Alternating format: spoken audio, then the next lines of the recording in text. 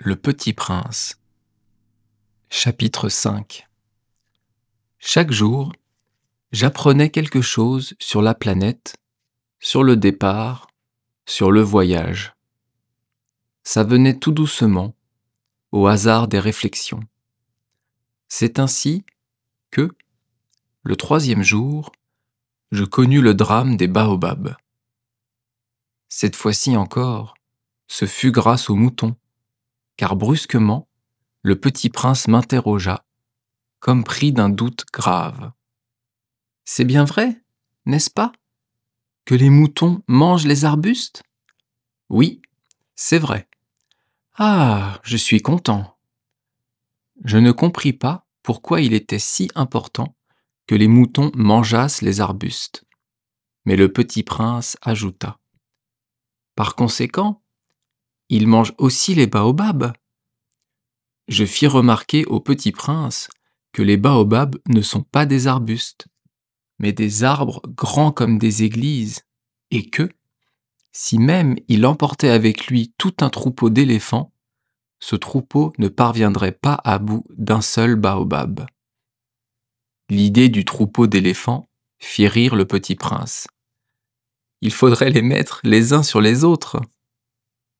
Mais il remarqua avec sagesse. Les baobabs, avant de grandir, ça commence par être petit. C'est exact. Mais pourquoi veux-tu que tes moutons mangent les petits baobabs ? Il me répondit. Ben, voyons. Comme s'il s'agissait là d'une évidence. Et il me fallut un grand effort d'intelligence pour comprendre à moi seul ce problème. Et en effet, sur la planète du Petit Prince, il y avait, comme sur toutes les planètes, de bonnes herbes et de mauvaises herbes. Par conséquent, de bonnes graines de bonnes herbes et de mauvaises graines de mauvaises herbes.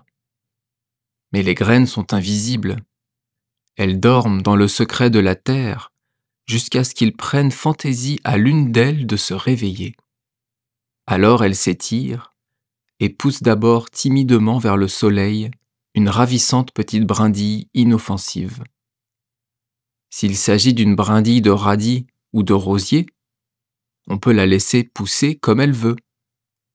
Mais s'il s'agit d'une mauvaise plante, il faut arracher la plante aussitôt, dès qu'on a su la reconnaître. Or, il y avait des graines terribles sur la planète du Petit Prince. C'étaient des graines de baobab. Le sol de la planète en était infesté.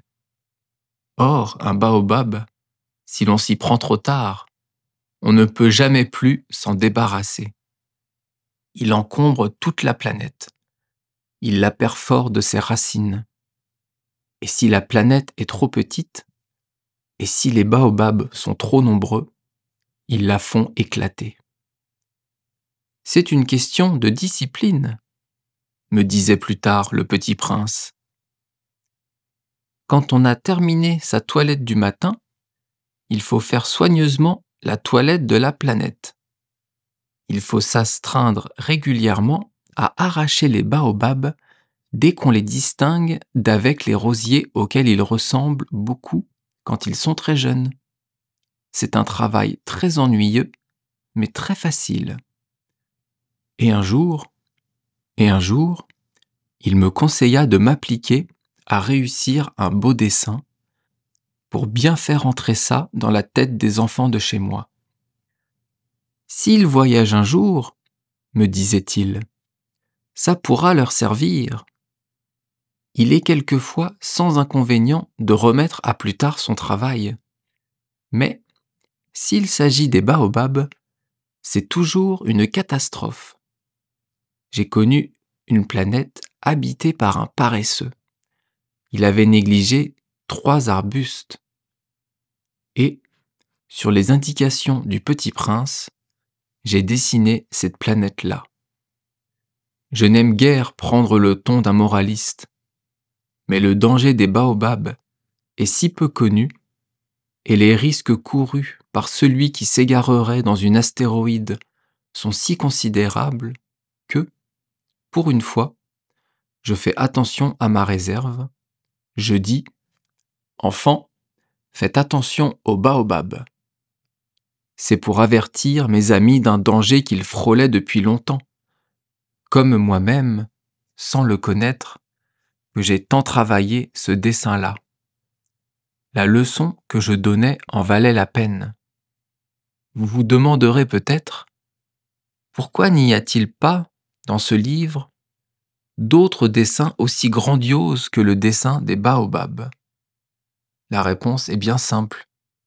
J'ai essayé, mais je n'ai pas pu réussir. Quand j'ai dessiné les baobabs, j'ai été animé par le sentiment de l'urgence.